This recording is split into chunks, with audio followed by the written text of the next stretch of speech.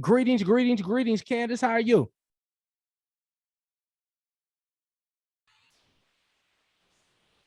I am well, and you, sir? Man, I am doing quite amazing. Just getting off an interview. Excuse my tardiness. Let's No get it worries. go- Good to see you. You too. You For too. sure. For sure. Yeah, we have a new producer here on the show. So I've been trying to figure out his new system or what have you. So I've been running a little behind today. No worries. Yes, indeed. Give me 2 seconds here as I pull up these amazing notes. So just real quick, today, what would you like to cover? So I know that I definitely want to cover the pandemic relief support that we're providing to young people. And then to address some of the same, we can probably stick along the same lines that you did with the young people that you interviewed, Uh-huh. so that there's, I guess, consistency in the messaging. Got We it. to do that, but layer in addition to that, the supports that we're providing to young people now that we have that additional funding from the feds over the course of the next year. Okay. Candace, what's your official title? I'm the Independent Living Program Director with the Division of Family and Children's Services here in Georgia. Independent Living Program Director. Program Director for The, the Georgia Division a of family sir. and Children's Services. Yep, got it. Mm-hmm. All right, cool. I promise not to take much of your time. You good? Oh, all right, Father, you're nothing You but got? good. You use this for Go your ahead. glory today. We're gonna have a good time today, Lord. There's so much going on with children across the world. Let our hearts align with your heart so we can make impact to give them new opportunities and newness in their life because newness brings momentum. In Jesus' name, amen. Indeed. All right. So what were you saying? I'm sorry. Oh, no, no, no. I was just saying that we can stay along the lines of that if you want. I don't know if I may have said something else after that. Now you didn't turn sideways on me. Okay, yeah. I'm trying to take whatever filter that they had on and put it on none. Okay. Give me just a moment here. Do they still have this filter on? Hold on 1 second. Boom, boom, boom. Okay. Let's go for none. Perfecto. All right. Let's get it. Let's get it.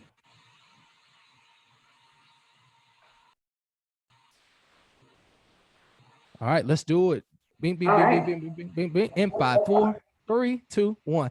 Just in case you didn't know, Willie Mo Jr. is on your radio family. It's the Willie Mo Jr. show, and I am hanging out with my sister Candis, Candis, and of course she's representing the Division of Family and Children's Services right there in the state of Georgia. If you're listening across this great nation, she does so much. I am so blessed to call her sister. I'm so blessed to call her friend. How you doing today, Candace? I'm doing well and so happy to be here with you this afternoon. Listen, it is such an honor to hang out with you. You have so much support for children who are in foster care. And that's what really, really connected me to you, just because I seen the passion that you had, not only for children, but also the families who joined the opportunity to make sure that these children grow up in a loving home. Candace, talk a little bit about your tenure as being the Independent Living Program Director for Division of Family and Children's Services of the state of Georgia. Let's talk about it. Absolutely. Thank you so much, Maria. Thanks for that lead in. I've been with the division now for about 24 years, but the Wow. last few years I'm privileged to serve as the state's independent living program director. What my program particularly does is provide support by way of policy development, service intervention, and the like. And of course, through coordination with community partnerships, such as what we do now with your agency and organization, we try to provide support to those young people who are transitioning through foster care ages 14 to 21, and then those young people who've exited care who may be experiencing some financial hardships, or those who may be matriculating through post secondary schools. Indeed. Hanging out with my dear sister Candis from the Division of Family and Children's Services in the state of Georgia. Candis, I got to ask you this. Why is this mission so personal to you? I've been working with young people for years. Before I even got into the role of the Independent Living Program Director, teenagers have always been dear to me. I've always had a connection with youth when I did it through my church and serving young people. So I guess I've been a teenager magnet, if you could say. So when transitioning into this role, it wasn't difficult to do. Understanding the plight that young people experience just through adolescence, I understood that because of my work prior to even joining into this effort. Coupled with that was my experience with servicing those who are impacted by whichever means through the child welfare system. And so understanding the uniqueness of trauma experiences and how that impacts the development of young people as they transition through adolescence just made my awareness of what their needs are even more profound. And so through this, being able to relanguage what young people are experiencing to those who may have dissonance with understanding how young people have difficulty expressing themselves, how they may have difficulty in advocating for themselves in a way that adults can hear them. So I serve as a medium, I guess you can say, in those Wow. spaces to make sure that those who serve as young people can do it well.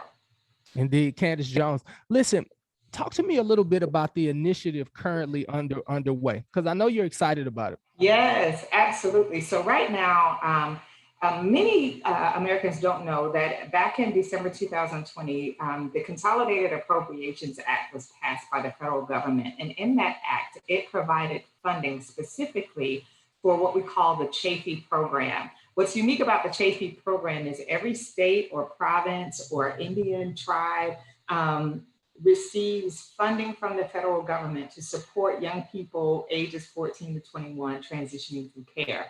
What that act did was provide additional money so Got it. to states to help young people who have been impacted by the pandemic. And so the legislation passed $400 million Wow. that was sparsed out throughout the country. And Georgia, of course, is one of those states that received an earmarked amount of money from the federal government to sort of activate what those services and resources could be. But what they did do was allow states to leverage what those resources could be like, right? So it does Okay. differ based on each state. What we did in Georgia was decide that we would first ask young people, what should we do? What should that help look like for you? What are you experiencing in the pandemic that you believe is the thing that we should focus on with this funding? And what they told us was they needed direct cash assistance to be able to provide things on their own, like food, things that they need right now. Then they also needed support with housing and transportation. And so those are the three areas that we focused on. And so right now we with our IT team, created a portal where young people can go in and apply for those supports. And we have some amazing partners that we have partnered with here in Georgia that help process those requests as those applications come in. Indeed, my dear sister Candis Jones holding us down in a major way. I want to talk a little bit about children who may have aged out. And during this time, of course, sometimes it doesn't feel like it, especially in the state of Georgia, because everybody's doing whatever they want to do. But COVID-19 has impacted young people in a tremendous way. Talk a little bit about that, Candis. So one of the things that I recognize that many people don't know is what it's like to experience foster care, right, as a teenager, and the uncertainties that surround the foster care experience, specifically placement, the uncertainty of where you're going to spend the next night if you're going to have to move, and then the disconnection from your community and family. When you enter care, the state determines who you get to see, how often you get to see them, and most importantly, where you get to live. And Wow. one thing that study and research has indicated that increases the positive outcomes for young people is connection with a committed adult.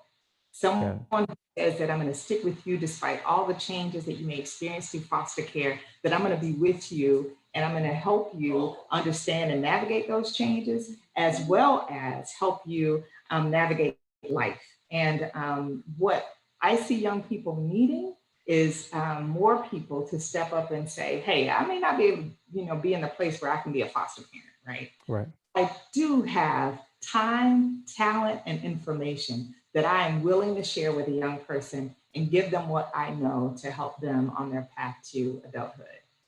Listen, Candace, I'm so thankful that you said that. Like, I meet so many children who have aged out of foster care and redeveloping their minds to believe that love can be unconditional is sometimes a task, especially when you've seen so many homes. I remember a young man, he was only like 14 years old, and he had already been in like 9 different homes. And when I shook his hand, all the life was out of his hand. And it really touched my heart. And I was like, is there something that I could do? And literally, I just started making video vlogs. I started going on the news. I made a movie, and I just started talking and keeping the conversation going because there's this underlying um, climate in our country that says if you're in foster care or you are adopted, that you're thrown away. But I always tell my young men and my young women who are in foster care or even adopted that you are a chosen group of young men and women, and you have to know that God's hand is still on you despite of your circumstance. He's still going to give you the victory at the end. And although you may not can see it right now, it's still not the end. Candace, I know you talked a little bit about people giving their time, some people even giving their money. But if there was one thing right now that your program would need or someone would need right now, like how could a community right now really, really help? And how do they get involved with everything that you're doing? I think one thing that they can do is spread the message that support is available to those young people, to reach out to their case manager if they know that a young person has experienced care or after age 14 or beyond, and is in need of support, to direct them to us, so that we can see if that young person first is eligible for the support. And if they are, to make sure that they're connected. I think spreading the message is one of the things that we want and need the community to do. I know sometimes because so much has been going on in the pandemic, right? And so many people have experienced so many things of, loss of relatives, friends, and so forth, that Mhm. sometimes our priorities are shifted in ways that we don't expect them to shift. And our mind gets disconnected to some things that we probably had a passion to do, but because of everything that's happened around us, we just sort of got disconnected. So what I would say is to reconnect with, if they could, with their desire to support, and even if it's spreading the message that help is available, we just need them to be able to do that for us. You heard it right here. My sister Candis Jones, she wants you to spread the word. She is the Independent Living Program Director of Division of Family and Children's Services in the state of Georgia. I want to make sure that you get an opportunity to connect with all that they're doing. Candace, is there a website that people could possibly go to that we can maybe put on the screen as well? Because I know my listeners and I know my viewers, they're all about help. They're all about service. I continue to drill into them every single day that if you want to be great, the Bible says the greatest with an EST, huh? I want to be the greatest. Come on, somebody. The greatest among us will serve. And so they're all about service. How do they connect with you guys? All right, so for those young people who aged out of foster care in Georgia, who may still be in Georgia or who may be living in another state, or those young people who aged out in another state but are living currently in Georgia, you can visit our website at www.garse-ilp.org. There are other programs in other states. I would say probably reconnect with the child welfare agency in your state to see what supports, because every state has support available. It just may look uniquely different. But I can tell you here in Georgia, if you go to that website, it will definitely tell you about all the pandemic relief support that we're providing and how a young person can receive those supports.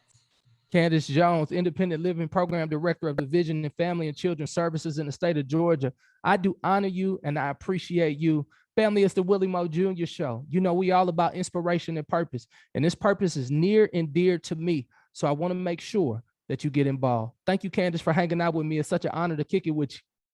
Thank you so much for having me. It's a pleasure. Indeed, my honor. Yeah. You did a great job. Thank you. I work with the best. You Great pacing, a lot of confidence. I'm Yeah. so thankful to have you, and I really enjoyed the young people that I had the opportunity to speak with as well. So full of Man, life. let me tell you. I saw the videos. I took the time out. I haven't watched Sapphires, but I watched the first two, and I was so moved. I went ahead and shared Taylor's video with my peer, Miss Deborah Burris. I think you've met Deborah before. Mhm. Does adoptions with our division, and I was like, "Look, you gotta either add this somewhere else, or you gotta let's get Taylor connected to you so she can share her story." Because what I think people also don't think about is that Taylor's one of young people that I know that was adopted as a Adult. yes. Mhm. I have another young person that I'm working with, Willie, that got adopted as an adult. And the other unique thing is that Taylor and um, what's my Chastity are both on my youth advisory board. The one that I just developed in 2020 during the pandemic, bruh. I was like, listen, we've got to make sure that young people are at the table and their voices are heard. And Yeah. although I got a lot of pushback from some folks say, why you want to do that? Listen, it has to be done. It has to. And so they are very vocal, outspoken, but young people that are passionate about trying to make change in the child welfare system for those who come behind them. I'm honored to be working with them, right? And Yeah. just seeing Taylor come out of her shell. Listen, I remember the first time I had her, she volunteered to speak with our federal partners, right? And I was on this video panel with her, and I was like, Lord bless her heart, nervous, right? To see the different Taylor do that interview with you, I was like, you know what, God? Okay, we're doing the right thing. Because for her to not seem nervous, not seem, overwhelmed and very confident, and then her to authentically share her story about her adopted mom, I was like, man, everybody in the world need to see that, right? Yeah. Especially people of color who don't think that change is possible or help is possible for older youth in care. Man, Yes, indeed. anybody could see that. Listen, they ain't too late to love, and they ain't too late for you to, commit to them. That they need it and they want it and they appreciate it. And for her to say, "Don't think that what you're saying that they're not listening. We listen, even though we act like we don't want to hear it. We're listening to you." Yeah. I Yeah. appreciate you saying that. Yeah. I can't wait till you see Sapphires as well. She did so good. She's so full of life. So, Oh um, man, they're a yeah. blessing. I tell Yeah. you. So I How really you been? appreciate you. You know what? It's been a journey. This has been a very, very unique year for me. I'm still getting to know my biological family, still Yeah. getting an opportunity to, learn so much about myself. To be honest, I wish that I could really sleep or just go on the island for like 3 months and do nothing to really figure things out. But my workload won't allow me to do that. I But just know keep, it. but just keep me in prayer. I Good things will. are still gonna happen. It's just Absolutely. a lot of transition right now. Yeah. Trust me. I get Yeah. it. I got it. Indeed. Indeed. Absolutely. Well, thank you for your time. I love you to You life. too, Thank babe. you, sis. All right. You too. Peace. Love you too. Bye. All right. Bye bye.